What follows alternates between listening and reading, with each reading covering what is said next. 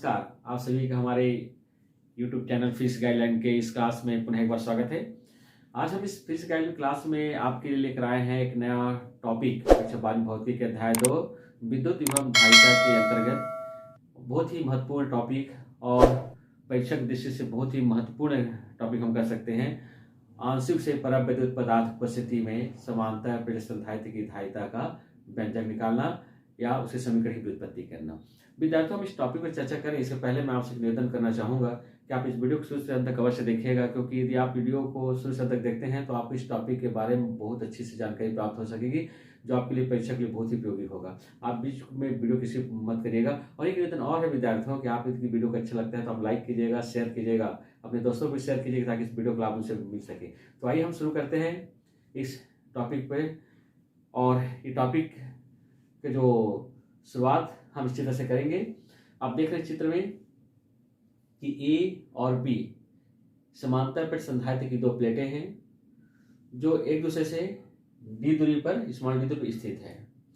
इनके जो प्लेट है, ये प्रत्येक प्लेट का जो क्षेत्रफल है कैपिटल ए है। और इन दोनों प्लेटों के बीच में, जैसे आप देख रहे हैं, इन दोनों प्लेटों के बीच में एक स्मॉल टी मोटाई का कोई परावैद्युत माध्यम रखा गया है। तो विद्यार्थियों, यदि इन दोनों प्लेटों के बीच में यदि स्मॉल टी मोटाई के हम परावैद्युत माध्यम रखते हैं तो इन दोनों प्लेटों के बीच में शेष डी माइनस टी भाग पर क्या होगा? वायु या निर्वात होगा।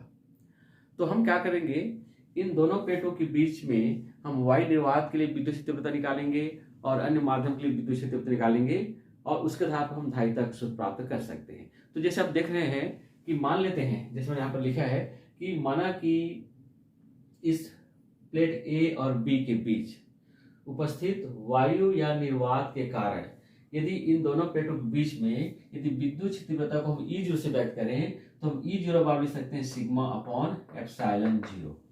अब प्रश्न उठता है कि सिग्मा अपॉन एप्सिलॉन कहाँ से आया? तो थोड़ा सा याद करिएगा, यदि आप इसके पहले फर्स्ट चैप्टर विद्युत आवेश क्षेत्र पढ़े होंगे, इसमें गॉस का प्रमेय का अनुप्रयोग है।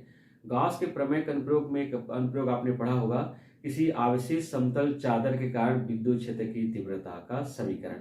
तो किसी आवेशित चादर या प्लेट के कारण विद्युत तीव्रता का सूत्र होता है E equal to sigma upon 2 epsilon 0। लेकिन दोनों प्लेटों के बीच निकालते हैं तीव्रता तो कुल तीव्रता होती है E equal to sigma upon K epsilon 0। लेकिन वहां के अन्य माध्यम के मध्यम था, लेकिन यहाँ वायु निर्वात ले रहे हैं तो इसलिए के यहाँ पर नहीं रहेगा। तो इन दोनों प्लेटों के बीच में वायु निर्वात के लिए यदि विद्युत तीव्रता E0 हो तो हम E0 लिख सकते हैं सिग्मा अपॉन एप्सिलॉन 0। ठीक है, जहां सिग्मा क्या है, जहां सिग्मा को लिख सकते हैं Q अपॉन ए, क्षेत्रीय पृष्ठ घनत्व कहलाता है। और यहाँ पर ये जो एप्सिलॉन 0 है ये वायु निर्वात के निरपेक्ष विद्युत कहलाता है। तो हम क्या करते हैं, इस सूत्र में इस सिग्मा के मान रखते हैं तो हमको समीकरण मिलता है E0 equal to Q upon epsilon 0A। ठीक इसी प्रकार विद्यार्थियों कि मान लेते हैं इन दोनों प्लेटों के बीच उपस्थित इस टी मोटाई के कारण यदि विद्युत क्षेत्र की तीव्रता अगर E हो, जिसको हमने अन्य माध्यम लिया है, यदि अन्य माध्यम के लिए विद्युत तीव्रता अगर E हो तो हम E बराबर लिख सकते हैं सिग्मा अपॉन के एप्सिलॉन 0। फिर जहाँ सिग्मा क्या होता है Q अपॉन ए, इस Q अपॉन ए के यहाँ मान रखते हैं तो हमको मिलता है Q के एप्सिलॉन 0A। जहाँ K क्या है, जहाँ K अन्य माध्यम के लिए परावैद्युतांक कहलाता है। तो हमने अन्य माध्यम के रूप में यहाँ पर टी मोटाई का एक परावैद्युत मान रखा है जिसको हमने K से व्यक्त किया है। तो अब हम क्या करते हैं, इन दोनों प्लेट A और B के बीच का विभवांतर निकालते हैं। तुम जानते हैं विभवांतर की परिभाषा का आपने पढ़ा है कि एकांक धनावेश को प्लेट B से लाने में किया गया कार्य, और कार्य बराबर बल इंटू विस्थापन, और बल को हम लिख सकते हैं तीव्रता इंटू विस्थापन।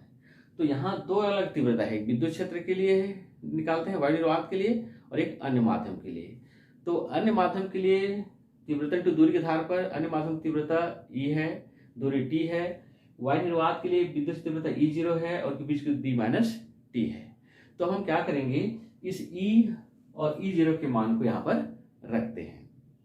तो हम इस सूत्र में E और E0 के मान को रखते हैं तो हमें इस प्रकार से एक समीकरण प्राप्त होता है कि प्लेट A और B के बीच का विभवांतर क्या होगा, तो V बराबर Q upon epsilon 0A D minus T plus Q upon K epsilon 0 upon T। जहाँ ये जो है वायु निर्वात के लिए विद्युत क्षेत्र तीव्रता है और वायु निर्वात के बीच की क्या है डी माइनस टी होगा, और साथ साथ इन दोनों प्लेटों के बीच में जो डी मोटाई के जो पराविद्युत माध्यम रखा गया है उसके लिए विद्युत क्षेत्र तीव्रता को हमने ई माना था, जिसको हमने अभी इसके पहले आपने देखा है कि का मान क्या है Q upon K epsilon zero ए, और इसकी दूरी अर्थात टी है। अब आप देख रहे हैं कि इस समीकरण में से यदि हम क्यू अपॉन एप्सिलॉन जीरो ए, क्यू एप्सिलॉन जीरो ए कॉमन है दोनों की स्टेप में, जिसमें से हम कॉमन ले सकते हैं। जब Q upon epsilon zero common लेते हैं तो यहाँ बचता है D minus T plus T upon के। ये प्लेट ए और बी के बीच में विभवांतर है। अब हमको निकालना है समांतर प्लेट संधारित्र की धारिता का सूत्र।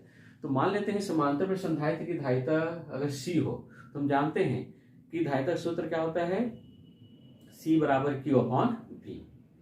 तो हम क्या करते हैं, इस भी के मान को इसमें रखते हैं। यहाँ पर जब इस भी के मान को रखते हैं तो हमें सूत्र इस प्रकार से प्राप्त होता है कि C equal to Q upon Q epsilon zero A D minus T plus T upon K, जहाँ क्यू से क्यू कैंसिल करेंगे और चूंकि एप्सिलॉन जीरो क्यू का अनुपात इसलिए ऊपर चला जाता है, ऊपर जाएगा तो क्या बचेगा यहाँ पर कि C equal to epsilon zero A D minus T plus T upon K.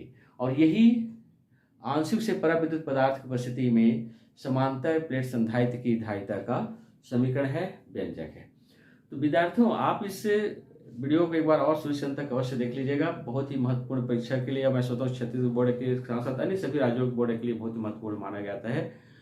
और ये वीडियो आपको कैसा लगा कमेंट्स करके अवश्य बताइएगा। और हम पुनः एक बार आपसे ये कहेंगे कि यदि आप कक्षा 12वीं से संबंधित बहुत ही महत्वपूर्ण टॉपिक पर यदि कोई वीडियो देखना चाहते हैं या नोट्स प्राप्त करना चाहते हैं तो हमारा एक यूट्यूब चैनल feesguideline.com पर आप विजिट करिए, या ये वेबसाइट है feesguideline.com पर विजिट करेंगे, या यूट्यूब चैनल फीस गाइडलाइन पर विजिट करेंगे तो आपको कक्षा 12वीं से संबंधित बहुत ही महत्वपूर्ण टॉपिक आपको वहाँ देखने को मिलेगा, जो आपके लिए परीक्षा दृष्टि से बहुत ही महत्वपूर्ण है। तो विद्यार्थियों अब पुनः हम एक नए वीडियो के साथ आपके साथ पुनः आएंगे। तब तक के लिए सभी को नमस्कार, धन्यवाद।